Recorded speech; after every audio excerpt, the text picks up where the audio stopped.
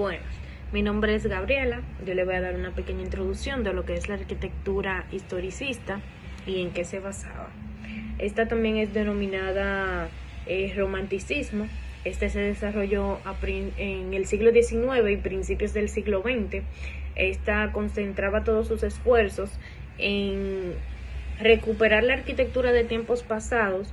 Se trataba de imitar estilos arquitectónicos de otras épocas, incorporándoles algunas características culturales de ese siglo, mientras que la arquitectura ecléctica se dedicaba a mezclar estilos para formar algo nuevo. Se pueden destacar diversas corrientes como las neobizantinas, la neomudéjar, el neobarroco. Aunque la que más tuvo un auge notorio fue la neogótica. Esta ya se practicaban en islas británicas y trataban de hacer un gótico nuevo. La arquitectura historicista. El historicismo se conoció también como una tendencia en la arquitectura mundial del siglo XIX, basada en la imitación de estilos de épocas pasadas. Una dirección involuntaria y ecléctica que consiste en abandonar el deseo de crear un estilo que corresponda a las condiciones históricas y sociales actuales, a favor de imitar los grandes estilos del pasado en el arte y la arquitectura. La arquitectura historicista dio lugar a distintas variantes según trató de adaptarse a los diferentes estilos históricos anteriores, dando lugar a los neos, denominados entonces neobizantino, neogótico, neorrenacentista, neobarroco, entre otros. En España, debido al carácter nacionalista que el historicismo asociado al romanticismo sacó a la luz, surgió en especial una fuerza en especial, el denominado neomudéjar, como expresión de un valor nacional patrio. A medida que se fue profundizando en los estudios arqueológicos y descubrieron nuevas posibilidades estilísticas, neorrománico, neomudéjar, neobizantino, neoárabe, etc., pero el que se desarrolla con más fuerzas, alcanzando todos los rincones sin duda, fue el neogótico. Buenas tardes, mi nombre es Gerardo Pérez y vengo a indagarles sobre la arquitectura neoclásica. La arquitectura neoclásica comenzó a mediados del siglo XVIII por una reacción contra el estilo barroco. Esta se prolongó durante el siglo XIX y uno de los factores más importantes para el desarrollo de la arquitectura neoclásica fue la Revolución Industrial, la cual modificó radicalmente el estilo de vida de esa época. Esta también influyó en cambios técnicos, científicos, y por lo tanto se desarrollaron nuevos materiales de construcción. Esta arquitectura reproduce las formas generadas por los griegos y los romanos, mas no tarda en suprimir toda referencia de las medidas del cuerpo, refiriendo el nuevo sistema métrico adoptado por los franceses y favoreciendo la monumentalidad. Los elementos clásicos. La arquitectura neoclásica se caracteriza por presentar elementos básicos de la arquitectura clásica. Las columnas presentan órdenes arquitectónicos dóricos y jónicos de la antigua Grecia, al igual que la arquitectura clásica, que representa columnas independientes con líneas limpias y elegantes. Las columnas con apariencia dórica se caracterizan por estar asociadas a las divinidades masculinas, al contrario de la jónica, que está asociada a lo femenino. Las fachadas de los edificios son planas y largas y a menudo presentan una pantalla de columnas independientes con inexistencia de topes y cúpulas. El exterior de estas construcciones son con las intenciones de realizar una representación de la perfección clásica, al igual que las puertas y ventanas construidas con el mismo fin. El arte neoclásico se enfatiza en las cualidades planas al igual que en los volúmenes de las esculturas y los relieves los relieves bajos en las mismas obras. Arquitectura neobarroca. Se conoce como arquitectura neobarroca a la variante de la arquitectura histórica que trata en sus obras la representación del estilo barroco de los tiempos pasados. Esta surge paralelamente al movimiento romántico que aparece en la segunda mitad del siglo XIX y esta se continúa en el tiempo hasta la primera década del siglo XX. En la provincia de Sevilla, la arquitectura neobarroca tuvo bastante aceptación dada la tradición del barroco en esa zona, y son varios los arquitectos que se proyectaron con esa arquitectura, y esos arquitectos fueron Vicente Traver o Juan Talavera y Heredia. Hola, mi nombre es Isidro Reyes y les estaré aportando y hablándoles sobre la arquitectura eclesiástica o religiosa y sobre la arquitectura victoriana.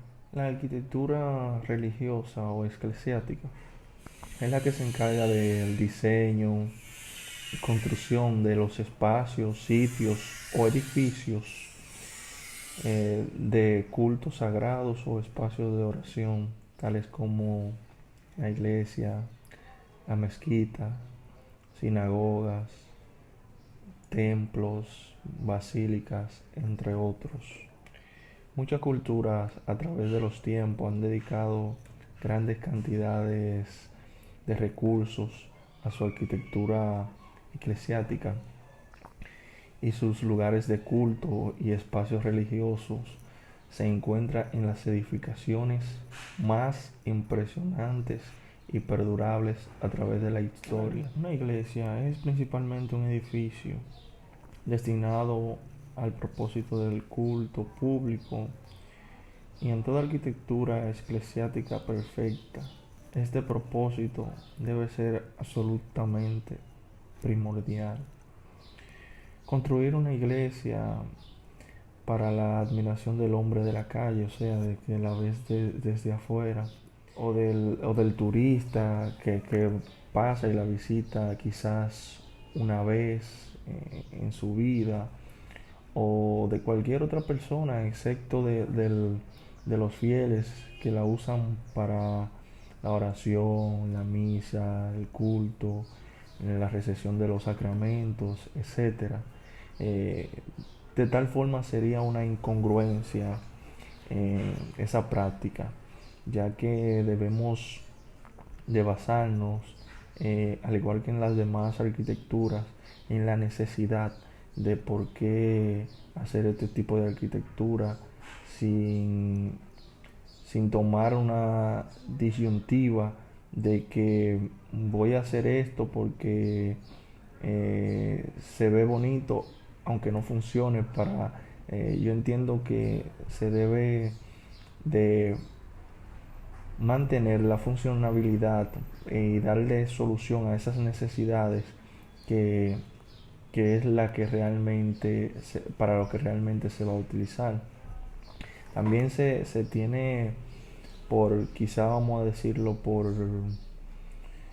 un concepto medio erróneo. A veces creemos que traer cosas del pasado sin saber ni siquiera su desenvolvimiento en esa etapa de la historia, en esa etapa de la arquitectura, sería algo favorable.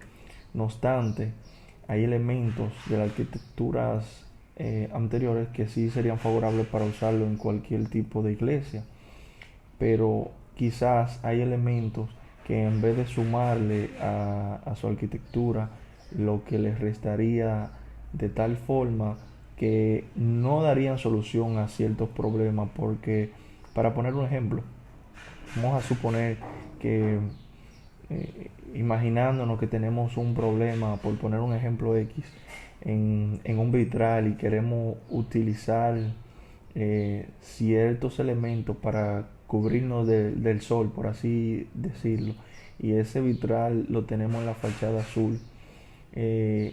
Ahí sí sería, por ejemplo, algo muy elocuente traer un elemento como ya viene en diferentes arquitecturas, no específicamente solo en la religiosa, sino en varias, como es el quiebrasol o el brisolé.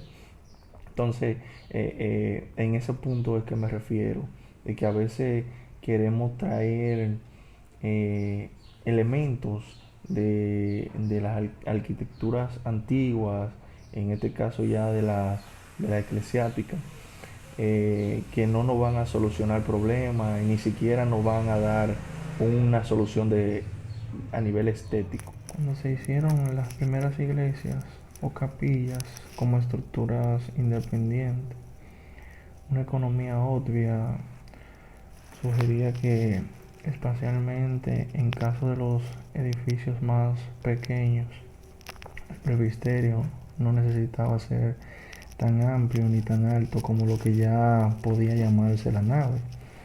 Y una consideración igualmente obvia para la estabilidad sugería que la división debía ser marcada por un arco que se sostuviese en el axial.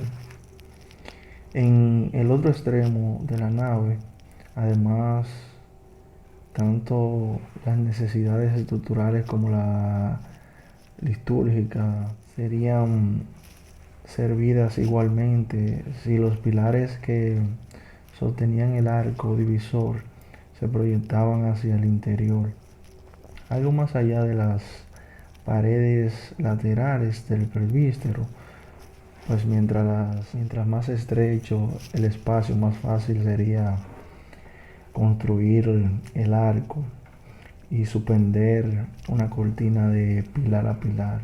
Así entonces se alcanzaría ese tipo de rudimentario de la iglesia o capilla, de cuyos ejemplos arcaicos todavía sobreviven en Inglaterra. En cuanto a la génesis de la Basílica Romana, se ha hecho cantidad de conjeturas sobre la cuestión. Para los propósitos presentes, puede ser suficiente observar que la adición de naves laterales a la nave fue una conveniencia tan magnífica que no se había podido imaginar, aunque no hubiese habido modelos en los edificios cívicos de imperio. El ejemplo más adecuado que se puede elegir con típico de la Basílica Romana de la época de Constantino es la iglesia de Santa María la Mayor. Principales iglesias y basílicas. Basílica de San Marcos. Esta está situada en la plaza de San Marcos y en ella se mezclan multitud de estilos. Está destacado el románico, el bizantino y gótico. Fue construida en el 1060 a 1617, basílica actual por obra de varios arquitectos a lo largo del tiempo. Arquitectura victoriana. El término arquitectura victoriana describe varios estilos arquitectónicos predominantes en el Renacimiento, los cuales fueron populares desde a mediados y hasta finales del siglo XIX. Este periodo corresponde en gran parte a la llamada era victoriana, al reinado de la reina Victoria en 1837-1901, de la cual recibió su nombre, aunque los arquitectos victorianos más importantes se guiaban más o menos por los estilos arquitectónicos de los periodos anteriores.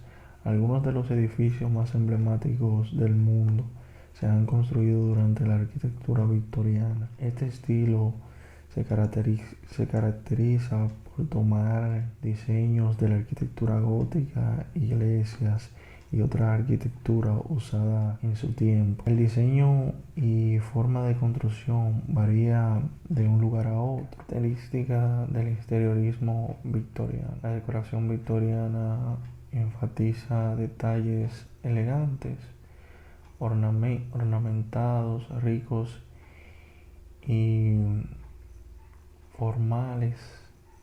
Los muebles generalmente están hechos de madera oscura. Tapas de mármol también son comunes. Las patas de las sillas y el sofá están hechas normalmente de madera tallada. Aparadores y variedad de estilos decorativos, a menudo ornamentados, carillas, incrustaciones. Detalles femeninos como encajes o bordados son comunes. Tapizados y tapicería de terciopelo. Otros detalles pueden incluir bordados, alfombras orientales y toques románticos de rosas y encajes. Características de la arquitectura victoriana, tanto en Inglaterra como en Estados Unidos. La arquitectura victoriana surgió basándose en un revival de estilos antiguos, arquitectónicos, a veces puros, otras veces combinados. Una característica de este estilo arquitectónico es su rica ornamentación, utilizada en todas las variaciones del estilo. Otra de las características es la abundancia de extensiones de vivienda, como porches, galerías, windows, torres, etc. La otra tan característica es la creatividad y diversidad de los planos, las fachadas y los materiales. Los aguilones en el extremo de los techos, los dinteles, alféizares, bordes de ventanas, inclusión de cerámica, mezcla de dos colores de ladrillo, distintas sillerías y decoraciones en general de la fachada distinguen a todas las variantes de esta arquitectura. El material que se impuso a partir del 1850 fue el ladrillo, que reemplazó el estuco utilizado anteriormente en Inglaterra.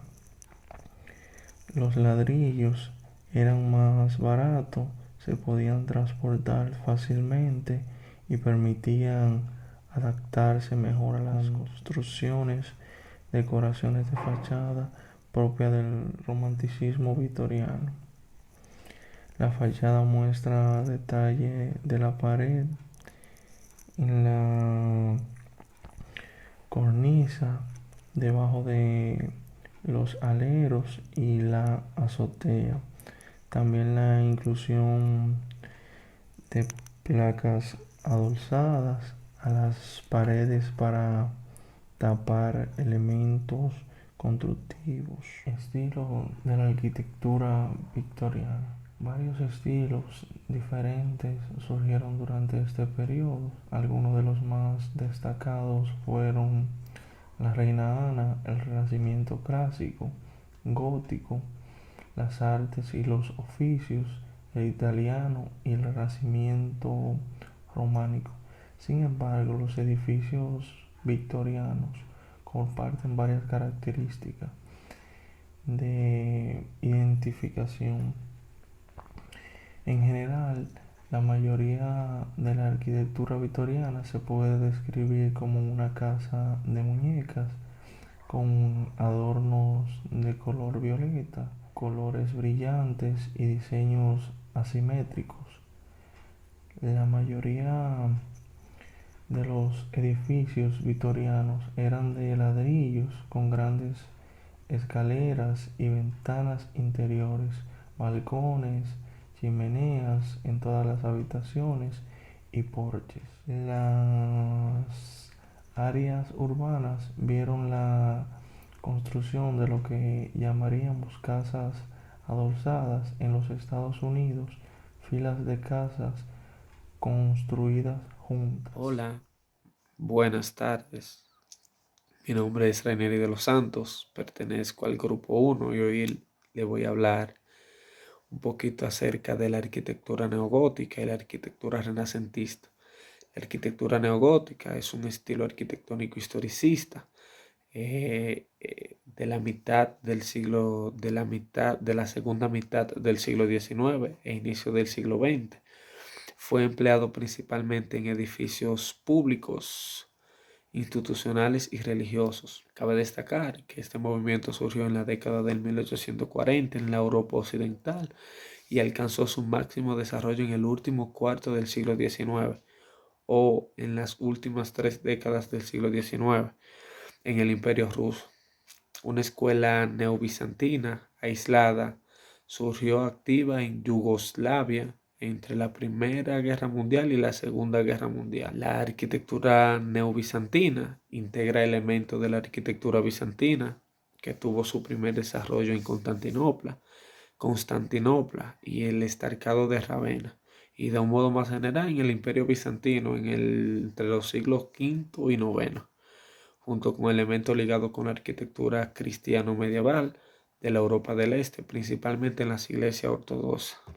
Algunas de las características del neobizantino fue que recibió influencia directa de la cultura greco-romana y oriental, principalmente de Asia Menor y de Siria, realizando una mezcla de estos diferentes aspectos culturales. Estilo artístico, con fuertes presencia de uso de colores, fuerte presencia de temas religiosos, dado el poder imperante del cristianismo. Podemos destacar la integración de elementos bizantinos, cristianos medievales, como peculiaridades. Emplean las arcadas y las cúpulas. Los materiales más utilizados son el ladrillo y el estuco, en colaboración con los mosaicos. Ahora les voy a hablar un poco acerca de la arquitectura renacentista.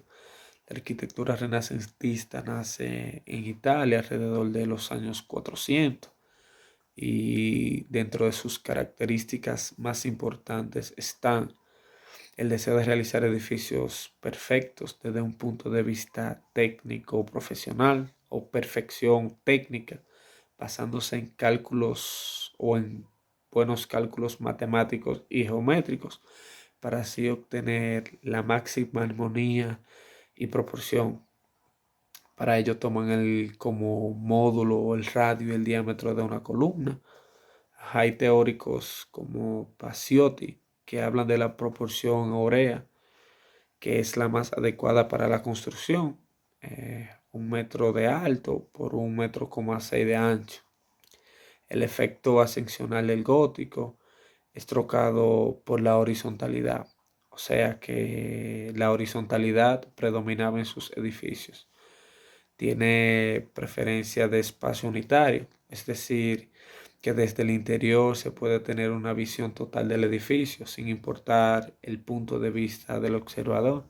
O sea que sin importar en el lugar que usted se encuentre o se encontraba del edificio, usted podía tener una vista completa de él. Se busca la belleza formal dentro de los elementos constructivos de la arquitectura renacentista